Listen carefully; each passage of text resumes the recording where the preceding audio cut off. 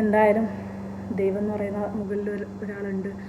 ആളെന്തായാലും നന്മ ചെയ്യുന്നവരുടെ കൂടെയുണ്ട്. തിന്മ ചെയ്യുന്നവരെ തൽക്കാലം ഇങ്ങനെ സമയം അവർക്ക് വിട്ടുകൊടുക്കുകയാണ് ചെയ്യുന്നത്. പക്ഷേ എന്തായാലും അവർ വെറുതെ ആവില്ല.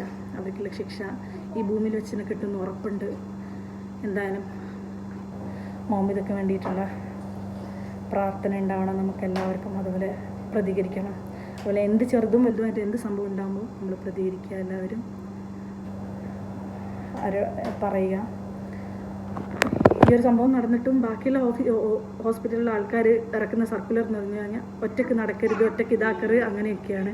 പക്ഷെ അവർക്ക് ഒരു റെസ്റ്റ് ചെയ്യാനൊരു റൂമെങ്കിലും കൊടുക്കാമെന്നുള്ള അറ്റ്ലീസ്റ്റ് അതെങ്കിലും പറഞ്ഞിരുന്നെങ്കിൽ ഏറ്റവും നന്നായിരുന്നു എന്ന് തോന്നിപ്പോയിട്ടുണ്ടല്ലേ. നമുക്കൊക്കെ ഇത് കേൾക്കുമ്പോൾ തോന്നിപ്പോകുന്നുണ്ടല്ലേ. അപ്പോൾ എന്തായാലും ഇതിനെതിരെ നമ്മൾ ശക്തമായിട്ട് പ്രതികരിക്കണം. എന്തായാലും പ്രേ ഫോർ മൗമിദ. അതുപോലെ